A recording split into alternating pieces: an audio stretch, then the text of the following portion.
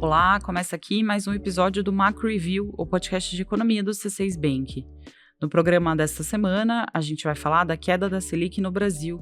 Aqui, o ciclo de corte de juros pode estar perto do fim. O Comitê de Política Monetária, o Copom, sinalizou apenas mais uma redução de 0,5 ponto percentual nos juros em maio e deixou aberta a possibilidade de os cortes seguintes serem em uma dose menor. Afinal, até onde vai a queda da Selic? E o que pode levar o Copom a encurtar o ciclo de corte de juros no Brasil?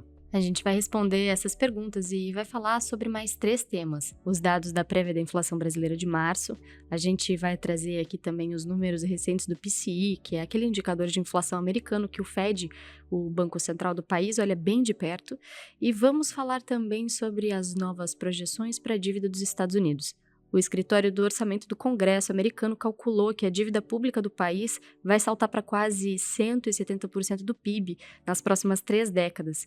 Isso já tem impacto para os investimentos e os ativos financeiros hoje.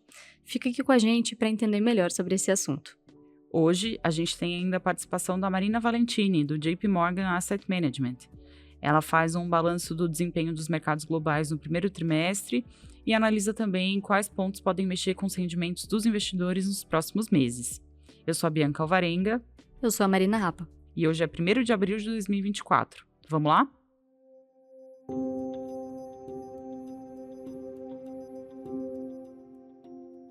Na semana passada, foi divulgada a ata da última reunião do Copom, que aconteceu dia 20 de março. A ata trouxe detalhes sobre a possível trajetória dos juros brasileiros nos próximos meses. Vamos lá. Nesse documento, os membros do Banco Central reforçaram a previsão de mais um corte de 0,5 ponto percentual na Selic apenas na próxima reunião, que acontece em maio. Até a reunião anterior, essa sinalização cobria as próximas reuniões, o que indicava que a dose de corte de 0,5 ponto se repetiria pelo menos nas 2 decisões seguintes. O que está em jogo agora é uma mudança do plural para o singular nesse trecho do comunicado, que significa, na prática, que as decisões do Copom a partir de junho estão em aberto. A ata deixa evidente que essa foi uma estratégia da autoridade brasileira para ter mais flexibilidade na condução da política monetária. Na nossa visão, é natural que o Banco Central busque flexibilidade quando o ciclo de corte de juros se aproxima do fim. Ao comunicar um passo de cada vez, o Copom ganha espaço para reavaliar o cenário e calibrar aquela chamada taxa terminal de juros, ou seja, o piso que a Selic deve alcançar nos próximos meses. A ata mostrou que alguns membros do BC já estão inclinados para um corte menor, de 0,25 ponto percentual em junho. Embora o termo alguns indique que a posição não representa a maioria entre os diretores do Banco Central, o mercado já precifica como mais provável a hipótese de desaceleração da queda da Selic a partir de junho. E o timing dessa decisão de reduzir o ritmo de corte de juros é muito importante, porque a partir do momento que o Banco Central decidir reduzir as taxas em 0,25 ponto percentual, a mensagem será de que o fim do ciclo da queda da Selic estará muito próximo. Mas vale dizer aqui, por outro lado, que o cenário de referência do Banco Central, aquele que o Copom observa para tomar suas decisões, esse cenário não mudou em relação àquele que foi divulgado em janeiro. E que conjuntura era essa? Bom, nos números observados pelo BC, mesmo com a Selic caindo para 9% neste ano, a inflação ainda se aproximaria da meta de 3% em 2024 e especialmente em 2025. Por isso, a gente acredita que a expectativa do Copom para a taxa de juros terminal não foi alterada por enquanto. A gente mantém a previsão de juros em 9,25% ao final de 2024. Já em 2025, a nossa expectativa é de Selic em 8,5%. Mas o que poderia levar o Banco Central a mudar o ritmo de corte de juros no Brasil e não chegar a essa Selic terminal em 2024? Na nossa visão, 2 pontos, um no cenário econômico global e outro no cenário doméstico, vão ser importantes para a gente avaliar a chance de o ciclo de queda da Selic terminar antes do esperado. Eu vou explicar melhor quais são esses 2 pontos. Primeiro, o cenário dos Estados Unidos. Com a economia aquecida em território americano e a inflação ainda elevada, o Fed, que é o Banco Central do país, pode demorar ainda mais para cortar os juros. Nesse caso, o dólar fortalecido poderia implicar em uma inflação mais elevada no Brasil. O segundo ponto a ser observado é uma eventual surpresa na inflação brasileira. Antes de qualquer coisa, vale a gente lembrar que ainda existe bastante preocupação com o caminhar dos preços de serviços no Brasil. O Copom afirmou que a inflação de serviços pode ser um obstáculo para que o IPCA alcance os 3% estabelecidos pela meta, e a gente vai falar mais disso daqui a pouquinho. Agora, uma vez que o mercado de trabalho brasileiro provavelmente vai continuar aquecido, o aumento dos salários acima dos ganhos de produtividade deve ser repassado para os consumidores, em especial nos preços de serviços. Isso sugere que a inflação da categoria vai seguir elevada. Além disso, se outros fatores, que não exatamente os preços de serviços, levarem a uma alta do IPCA no curto prazo, o BC poderia moderar a dose de corte de juros sim. Os riscos domésticos e externos deixam claro que ainda existe bastante incerteza no caminho da Selic. Para melhor prever até onde vai o corte de juros no Brasil, vai ser muito importante observar, em especial, os indicadores de inflação aqui e lá fora nos próximos meses. E a gente vai continuar falando de inflação aqui no Brasil. Os dados do IPCA 15, que é a prévia da inflação, mostraram uma alta de 0,36% em março. Esse resultado é um pouco acima do que nós e o mercado estávamos esperando. Nos 12 meses até março, a prévia da inflação ficou em 4,1%. A maior preocupação continua a ser com o avanço dos preços de serviços, como a gente falou agora há pouco. A lógica começa pelo mercado de trabalho. Com o emprego mais aquecido, os salários tendem a subir acima da produtividade. Aí, nesse cenário, o custo maior de mão de obra é repassado para o consumidor. Isso significa que, enquanto o mercado de trabalho continuar em alta, a gente ainda deve ver uma inflação de serviços bem resistente. Em março, a forte alta dos serviços subjacentes, que são aqueles que excluem os itens mais voláteis da categoria, como as passagens aéreas, chamou atenção. Essa categoria acumula alta de 5,1% em 12 meses, um número acima da média da inflação.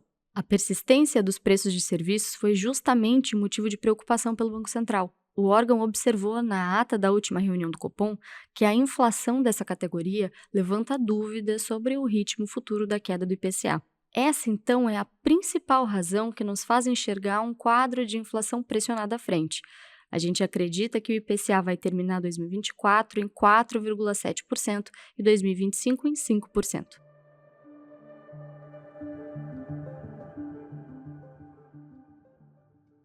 E se no Brasil a gente está vendo uma inflação persistente, nos Estados Unidos o cenário não é muito diferente, viu? O índice de preços de gastos com consumo, o PCI, avançou 0,3% em fevereiro. O núcleo do indicador registra alta de 2,8% no acumulado de 12 meses. A gente acredita, portanto, que existem sinais de que a inflação americana não está caminhando para a meta de 2% e que ela ainda pode ficar estacionada num patamar acima disso. Alguns dados apoiam essa tese, entre eles estão vários indicadores de inflação subjacente, que são aqueles que excluem itens mais voláteis e não recorrentes. Esses indicadores continuam mostrando uma trajetória de preços bem resistente nos Estados Unidos. Aqui, a gente tem uma combinação de 3 componentes que devem dificultar o corte de juros americanos. A inflação acomodando acima da meta, como eu falei agora há pouco, a atividade econômica em alta e o mercado de trabalho aquecido. A gente acredita que o Fed vai promover apenas 2 cortes nas taxas americanas até o final de 2024, com o ciclo de redução dos juros começando só no terceiro trimestre do ano. Mas a gente também não descarta a possibilidade de não vermos cortes de juros neste ano, caso a inflação dos Estados Unidos continue persistente.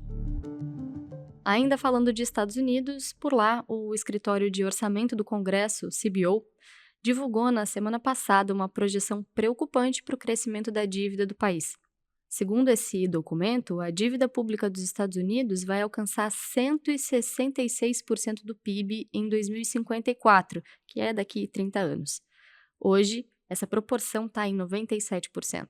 A estimativa do Escritório de Orçamento do Congresso não considera renúncias fiscais que podem acontecer depois das eleições presidenciais. Por exemplo, o candidato republicano Donald Trump prometeu prorrogar o pacote de redução de impostos aprovado no seu último governo em 2017. Já Joe Biden, que é o candidato democrata, ele pode renovar os subsídios fiscais do programa de saúde Obamacare. A piora no quadro da dívida americana deve ter impacto direto nos ativos financeiros globais. Aliás, os investidores já estão cobrando juros mais altos para emprestar ao governo dos Estados Unidos, vislumbrando riscos maiores por causa do aumento do endividamento nos próximos anos. O retorno prometido nos títulos americanos com vencimento em 10, 20 e 30 anos mais do que dobrou desde 2020. Partiu de pouco mais de 1% para mais de 4%. Isso é resultado principalmente da alta da taxa básica de juros, mas também da piora nessa percepção de risco pelos investidores.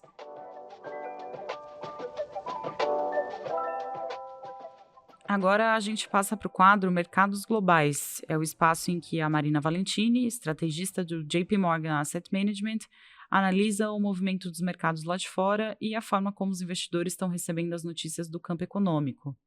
No episódio de hoje, a Marina faz um balanço do desempenho do mercado financeiro no primeiro trimestre. Ela conta que as bolsas tiveram um saldo bem positivo por causa da valorização das empresas de inteligência artificial e por causa, claro, da perspectiva de queda dos juros globais. Mas a falta de clareza sobre quando de fato os cortes vão começar nos Estados Unidos e na Europa causou bastante volatilidade na renda fixa. A Marina vai explicar melhor. Já acabou o primeiro trimestre do ano e os mercados globais claramente começaram 2024 muito bem, com o pé direito, principalmente as ações globais, que subiram 8% desde o início do ano. As ações dos Estados Unidos tiveram um retorno excelente agora no começo do ano, uma alta de mais de 10%, e também vimos máximas históricas em alguns outros países, como a Alemanha e a França também.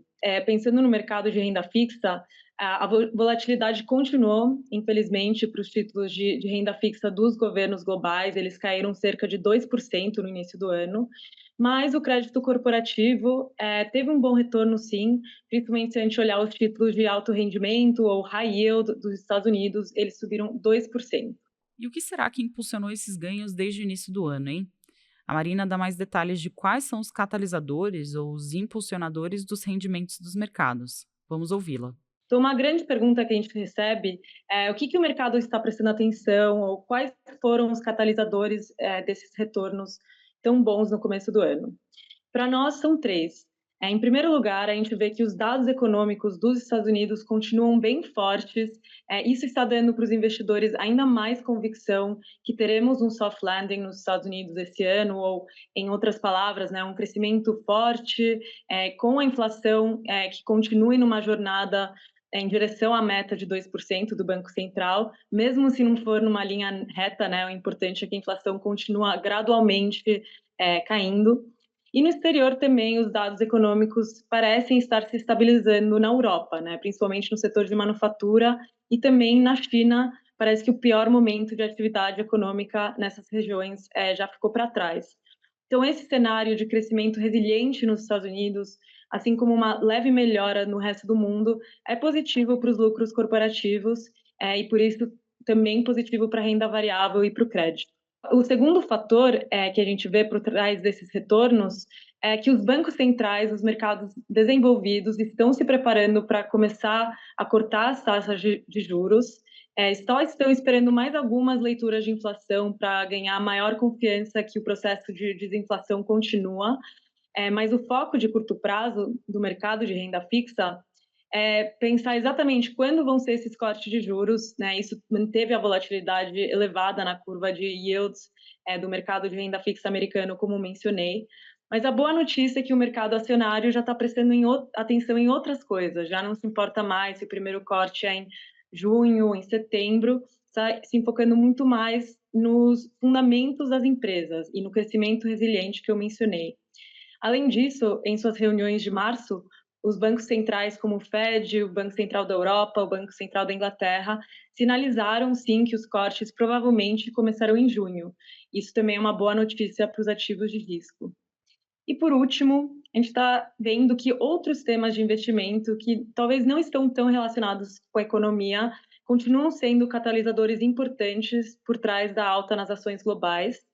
Para os Estados Unidos, claro, esse tema de inteligência artificial continua dominando as manchetes e capturando muito interesse dos investidores. É algo muito interessante esse ano que a gente está gostando de ver, que não foram só as magníficas as 7 maiores empresas do índice do S&P, que estão entregando o retorno. Também estamos vendo um desempenho melhor das outras 493 ações, né, que agora explicam 60% do retorno do S&P 500 esse ano. E aí, terminando o nosso papo, a Marina avaliou como deve ser o desempenho dos mercados nos próximos trimestres e o que o investidor pode esperar daqui para frente. Vamos ouvir a análise dela. Olhando para frente, todos esses temas devem continuar sendo bem relevantes e as perspectivas para a economia e para os lucros corporativos dos Estados Unidos continuam sendo bem boas. Então, achamos que todos esses fatores que eu acabo de mencionar podem continuar, sim, apoiando os ativos de risco, como as ações e o crédito também. Mas é importante lembrar que ainda tem alguns riscos, sim, no fundo da tela, como tensões geopolíticas que ainda estão aumentando, tem muitas eleições ainda por acontecer esse ano, e também estamos vendo uma alta concentração do índice S&P 500, né, entre outros riscos também. Por isso, achamos que é muito importante, nesse momento, ter um viés para empresas de qualidade, as que têm, por exemplo, margens operacionais mais altos, e aproveitar também a gestão ativa para escolher bem as empresas que estão com desconto e separar as empresas vencedoras das perdedoras.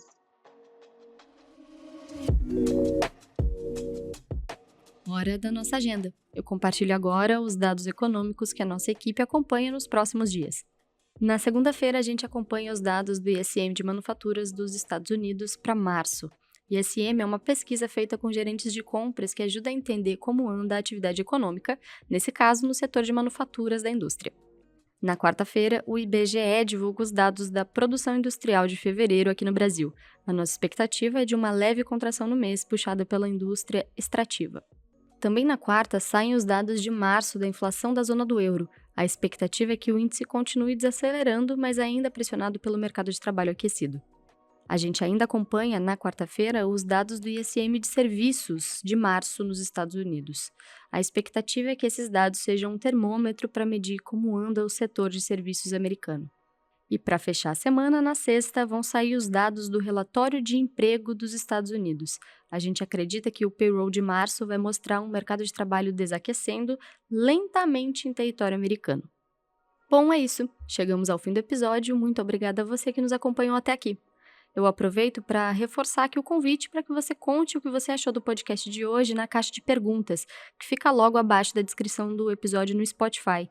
Se você está nos ouvindo em outra plataforma, também existe caixa de comentários por aí. Por favor, deixe seu recado para a gente. Quem faz parte da equipe econômica do C6 Bank são o Felipe Salles, a Cláudia Moreno, a Cláudia Rodrigues, o Eliezer Jacob e o Felipe Mack. A produção e o roteiro são desse time todo, junto com Bianca Alvarenga e Marina Rapa. A edição de som é da Thaís Andrea. A divulgação nas redes sociais fica com a Ana Vischer.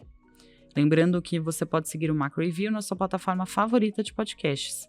Assim, quando a gente publicar um novo episódio, você vai ser notificado. É bom para quem quer ficar por dentro da economia e para quem quer conhecer uma visão original dos fatos econômicos. Uma boa semana para você e até a próxima!